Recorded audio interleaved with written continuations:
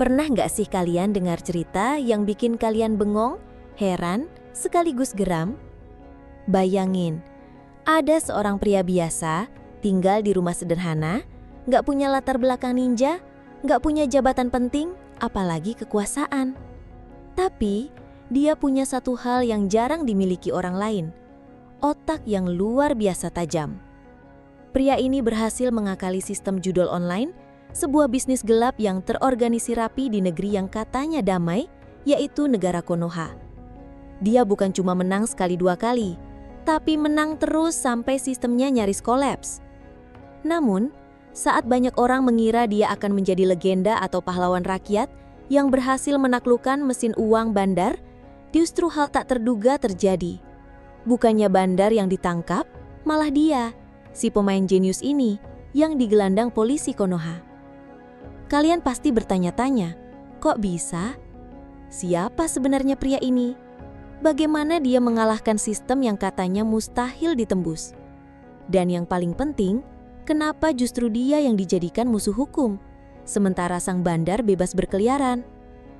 Sebelum kita bongkar tuntas kisah penuh intrik ini, tekan tombol subscribe sekarang juga, nyalakan lonceng notifikasinya, dan kalau kalian suka kisah misteri seperti ini, kasih like untuk mendukung channel ini terus berkembang.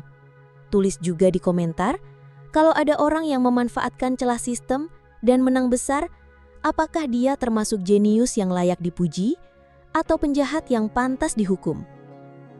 Negara Konoha bagi dunia luar dikenal sebagai negeri ninja yang makmur, damai dan penuh nilai-nilai kehormatan. Di mata turis, Konoha adalah destinasi impian dengan hutan rimbun, pasar tradisional yang ramai, dan masyarakat yang ramah. Namun, di balik semua itu, ada dunia lain yang tak banyak orang tahu. Sebuah jaringan bayangan yang menguasai bisnis ilegal, salah satunya adalah perjudian online, atau yang oleh warga Konoha disebut judol. Judol di Konoha ini bukan seperti permainan kartu di pinggir jalan. Ini adalah bisnis raksasa yang dioperasikan dengan sistem digital canggih, menggunakan server tersembunyi, algoritma pengacak dan jaringan pembayaran rahasia. Pemain dari seluruh penjuru negeri bisa ikut hanya bermodal ponsel dan koneksi internet. Sistemnya dirancang sedemikian rupa untuk membuat pemain ketagihan. Ada efek visual, suara kemenangan, dan bonus-bonus kecil yang membuat orang merasa hampir menang sehingga terus bermain. Tapi pada akhirnya, bandar selalu di atas angin. Peluang menang besar nyaris nol. Di salah satu desa pinggiran Konoha hiduplah seorang pria bernama Arka. Usianya 31 tahun, berwajah tenang dan sehari-hari bekerja serabutan. Yang tak banyak orang tahu, Arka dulunya adalah analis data di sebuah perusahaan game internasional. Dia paham betul bagaimana sistem acak bekerja, bagaimana pola tercipta, dan bagaimana celah bisa muncul. Arka hidup sederhana. Rumahnya kecil, dindingnya dari papan, dan koneksi internetnya pas-pasan. Tapi di dalam rumah itu, ada satu benda yang menjadi pusat dunianya. Sebuah laptop tua, penuh dengan kode dan program buatannya sendiri. Suatu malam, saat iseng membuka forum daring, Arka menemukan diskusi tentang pola di salah satu permainan judul. Sebagian besar orang menganggap itu cuma kebetulan. Tapi bagi Arka, itu seperti sinyal merah. Dia merasa ada sesuatu yang bisa dipelajari dari sana. Arka mulai mengamati permainan itu. Dia membuat akun percobaan, bermain dengan taruhan kecil, dan mencatat setiap hasil. Dalam seminggu, ia sudah punya ribuan data. Dalam sebulan, ia punya cukup informasi untuk mulai mencari pola.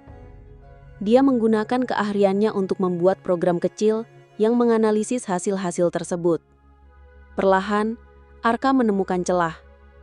Ternyata algoritma pengacak di permainan itu tidak sepenuhnya acak. Ada seed number yang berulang, dan jika diperhatikan dengan benar, hasil berikutnya bisa diprediksi. Awalnya Arka menguji teorinya dengan taruhan kecil. Dari 10 kali percobaan, 8 kali ia menang. Rasio ini terlalu tinggi untuk disebut kebetulan. Dia sadar, ia menemukan lubang jarum yang bisa mengubah hidupnya. Rasa penasaran berubah menjadi ambisi.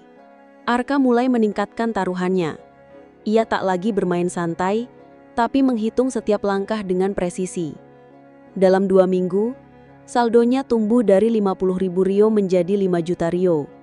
Dalam sebulan, ia sudah mengantongi 1,2 miliar Rio. Bagi sistem judul, ini anomali. Pemain biasa tidak pernah menang sebesar itu dalam waktu singkat. Pihak bandar mulai memperhatikannya. Mereka memantau akun Arka, mencoba mencari tahu apakah ia memakai trik kotor atau kolusi. Tapi yang mereka lihat hanyalah pola kemenangan yang secara teori masih mungkin terjadi, walau nyaris mustahil. Kerugian bandar makin membesar. Mereka mulai mengirim peringatan halus. Bonus dihentikan, proses pencairan dana diperlambat, bahkan akun Arka sempat dibekukan sementara. Namun Arka tidak takut. Dia membuka akun baru, menyamarkan identitasnya dan terus bermain. Setiap kali ditutup, ia membuka yang baru. Bandar mulai frustasi. Disinilah koneksi gelap mereka bekerja. Bandar besar di Konoha memiliki jaringan yang terhubung ke pihak berwenang terutama oknum di kepolisian. Dengan satu panggilan telepon, masalah bisa diselesaikan tanpa perlu melalui jalur hukum normal. Suatu malam, sekitar pukul 23.45 malam, ketika Arka sedang menatap layar laptopnya, suara ketukan keras terdengar di pintu. Sebelum ia sempat membuka, pintu itu didobrak.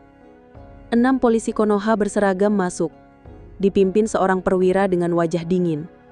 Mereka membacakan surat perintah penangkapan dengan tuduhan peretasan dan manipulasi sistem perjudian online. Laptop, ponsel, modem, bahkan harddisk eksternalnya disita sebagai barang bukti. Ia digelandang ke markas kepolisian, sementara tetangga-tetangganya hanya bisa menatap dari balik jendela. Keesokan harinya, berita penangkapan Arka meledak di media Konoha. Judul-judul sensasional menghiasi halaman depan. Hacker judi online ditangkap. Polisi Konoha lumpuhkan peretas. Dan kejahatan siber mengguncang dunia perjudian.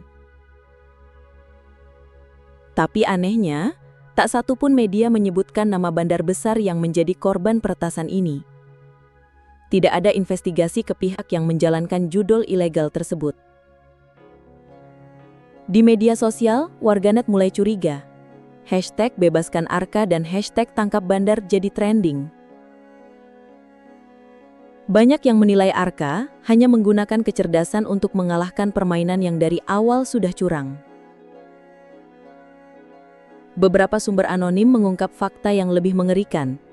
Bandar besar judul Konoha ternyata punya hubungan erat dengan lingkaran politik dan aparat keamanan. Mereka rutin menyumbang dana untuk kegiatan tertentu demi mendapat perlindungan. Jika benar, maka penangkapan Arka bukanlah soal hukum, tapi soal menjaga agar mesin uang ini tetap berjalan tanpa gangguan. Arka hanyalah korban yang dikorbankan demi kepentingan bisnis. Kisah Arka memberi pelajaran pahit. Di dunia yang dikendalikan oleh uang dan kekuasaan, benar atau salah seringkali tidak relevan. Yang penting adalah siapa yang menguasai papan permainan. Arka mungkin memang melanggar hukum teknologi Konoha, tapi ia juga membuktikan bahwa sistem yang tampaknya sempurna pun punya celah. Sayangnya keberaniannya justru membawanya ke balik jeruji, sementara sang bandar terus tertawa di atas singgasana uangnya. Cerita ini fiksi belaka, terinspirasi dari isu-isu umum di dunia nyata. Semua tokoh, tempat, dan kejadian hanyalah rekaan dan tidak dimaksudkan untuk menggambarkan individu atau institusi sebenarnya. Kalau kalian suka dengan cerita ini, tekan subscribe, like, dan share video ini. Tulis di komentar, di mata kalian, Arka itu pahlawan atau penjahat? Sampai jumpa di cerita berikutnya, dan tetaplah waspada. Karena di dunia ini, kadang yang benar bisa kalah oleh yang berkuasa. Wassalamualaikum, salam damai dari negara Konoha.